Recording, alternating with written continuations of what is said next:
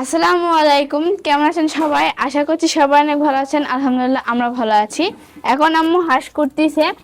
মেহমানরা যেহেতু আসছে এই জন্য আব্বু হাঁস নিয়ে আসছে তাদেরকে রান্না করে খাওয়াবে বলে। তো দুটো হাঁস নিয়ে আসছিল, একটা আম্মু কোটা হয়ে গেছে, আরেকটা ওই রকমই আছে। তো প্রত্যেকবার তো আমরা রংপুরে যাওয়ার পর আমার মামারা আমার খালুরা আমাদেরকে হাঁস খাওয়ায়।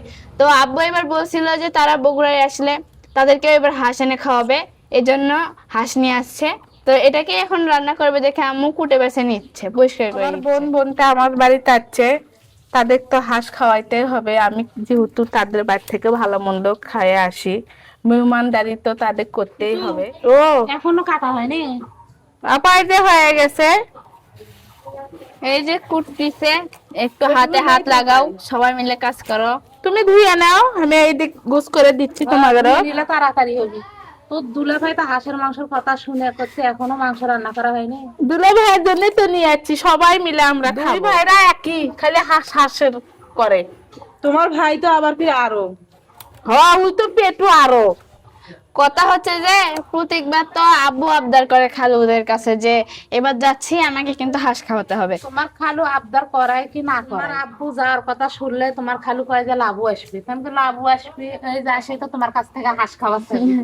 সেই কথা শুনে তা তো ঠিক, তুই তো আসলে হাঁস খিলানি চাই। আসলে আমরা যাওয়ার পরে খালুরা কিন্তু আমাদের বিশেষভাবে খেয়াল রাখে, আম্মু যে যে আবদার করবে সেটাই কিন্তু এনে দেয়। আর বিশেষ করে সবার আগে কিন্তু আব্বুর হাঁস খাওয়ার আবদারটা পূরণ করে, কেননা সেটা প্রতিবার তাদের মনে থাকে যে এইবার আসতেছে হাঁস খিলাতে হবে, আব্বুর যেহেতু পছন্দ বলে কথা। তাই আজকে হাঁসের মাংসটা আমরা মজা করে রান্না করব। আর ওখানে যাওয়ার পরে তো খালামুনির হাতের আর মামির হাতের মাংস রান্না খাইছি, অনেক স্বাদ। আর আজকে আম্মু নিজ হাতে তাদেরকে মাংস রান্না করে খাওয়াবে। তারা তো জানেই আমার আম্মুর হাতের রান্না কত স্বাদ, আর আজকে হাঁসের মাংস খেয়ে আরো বুঝবে। কি ব্যাপার, তোমাকে রান্না হয়নি এখনো? তুমি তো দেখতেছি সবার সঙ্গে সঙ্গে করে নিয়ে রান্না শুরু করে দিছো। আরে হাঁসের মাংস তো অনেকগুলো হয়েছে। হ্যাঁ অনেকগুলোই তো হয়েছে। ভালো। আর ওই ওখানে না রান্না করে তোমার চুলে চলে যেছো আজকে? ও তোমার ওই বাটি কাটবি নে, ওই জন্য ওই বড় কড়াই দিছি। দুটো হাঁস না, একটা হাঁস হলে হলো হয়নি। ও আচ্ছা, তাহলে তো ভালো কথা। তাহলে তো চুলার রান্না তো আরো হাঁসের মাংস অনেক টেস্ট হবে। বেশি হ্যাঁ আর সেই চুলা বাইনা দিছ তো আমার। ভালো হয়েছে, ওটা দিয়ে রান্না করো। দেখুন এরকম চুলে আপনারা কোনোদিন দেখেননি, আজকে প্রথম দেখেন।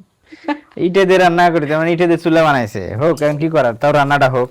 এটা চুলে হলেও তো সম্ভব দেখা যাচ্ছে। হ্যাঁ, ভালো লাগতেছে। ওটা হোক বাইনা দিছে সেদিন। লাবুর মাথার যে এত বুদ্ধি, এই বুদ্ধি লাবুর মাথা। কোষ নেবনি, ওই বুদ্ধির জন্য আচ্ছা আচ্ছা আচ্ছা পারে আচ্ছা। না। কি করছো আম্মু তুমি এটি? এই যে পেঁয়াজ ভুনাচ্ছি।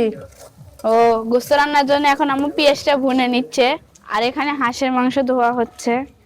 যদিও বা হাঁসের মাংস খেতে অনেকেই পছন্দ করেন না, কিন্তু এই মাংসের স্বাদ অন্যরকম।